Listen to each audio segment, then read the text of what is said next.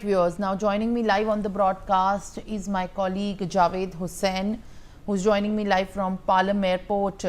Javed, what we are learning is that the NIA dossier also mentions very concrete details on how a conspiracy was hatched in Pakistan. There are 9 accused, 7 have been in fact named, and David Headley's role in helping Rana and taking the help from Rana to conspire to attack in Mumbai and then later to Chabad houses in different parts of the city has been exposed. What are you picking up as far as the sources in the National Investigation Agency are giving the indication for the next round of action under the related criminal offences and the section? Javed.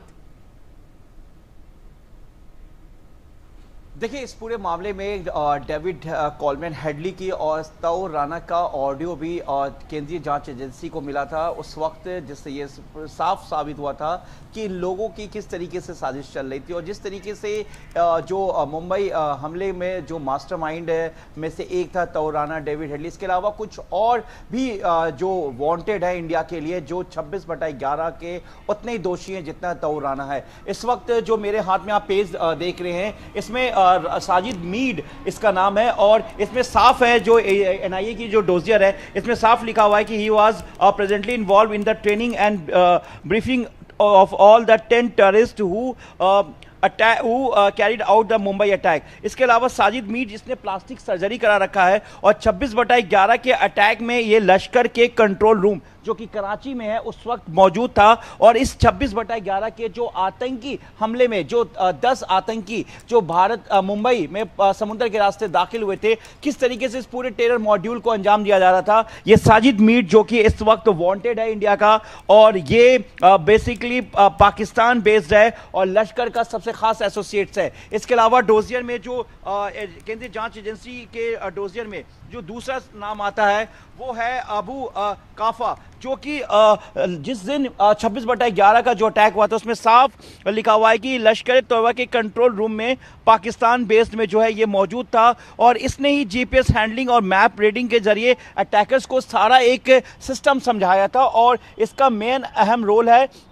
और ये भारत का wanted है, भारत की agencies का wanted है। तौर Rana, David Headley, Hafiz Saeed जो कि लश्कर तोयबा का चीफ है, उसके अलावा ये वो लोग हैं जो भारत के गुनहगार हैं। 26/11 के आतंकी हमले में बेगुनाहों के ये वो कसूरवार है। इसके अलावा अगर हम डोजियर की बात करें तो आपको ये तस्वीरें भी मैं दिखाना चाहूँगा कि देखिए, इसका नाम मजहर इकबाल एलिस अबू अलकामा है, जो कि कराची में उस वक्त जब जो अटैकर्स थे जो मुंबई में दाखिल हो रहे थे उस वक्त लश्कर के कंट्रोल रूम में ये बैठा हुआ था और खास तौर से जो 10 आतंकी जो भारत में दाखिल हुए थे उसमें मजहर इकबाल का भी अहम रोल है और ये जो है इस पे लश्कर तौबा के कमांडर का चार्ज था साल 2008 में कश्मीर में, ये भी वांटेड है और ये इस वक्त पाकिस्तान में बैठा है। इसके अलावा लश्कर का एक मेंबर डी है जिसके अभी आइडेंटिफाई नहीं हो पाया है, लेकिन इसके बारे में बताया गया है कि ये भी जो है ज़कीउर रहमान लखवी के बाद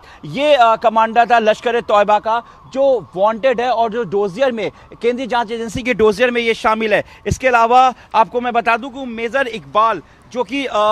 डोजियर जो केंद्रीय जांच एजेंसी की जो डोजियर है इसमें साफ लिखा हुआ है कि किस तरीके से आईएसआई जो पाकिस्तान की खुफिया एजेंसी है और साल 2007 और 2008 के बीच में किस तरीके से पाकिस्तान के लाहौर में बैठकर जो है इसने डेविड कोलमैन हेडली के बिहाफ पर, यानी कि इसे मुंबई टेरर अटैक के लिए, सो रेकी के लिए डेविड कोलमैन हेडली को भेजा गया था 2008 से पहले और 2007 में भी। और इस वक्त डेविड कोलमैन हेडली जो है वो 5 बार तकरीबन भारत आ चुका था और इस पूरे 26/11 के जो आतंकी हमला था, जिसको एक साजिश जो पूरी प्लानिंग आईएसआई, लश्कर तौबा, हुती के पूरे एक जॉइंट तरीके से की जा रही थी, जिसके लिए डेविड कोलमैन हेडली, तौर राना और इसके जैसे कई और स्लीपर सेल्स हैंडलर्स हैं जो इस वक्त भारत में है या भारत छोड़ चुके हैं। जिस तौर राना का आना भारत के लिए एक बहुत बड़ी कामयाबी है। मैं आपको बता दूं कि इस तरीके से जो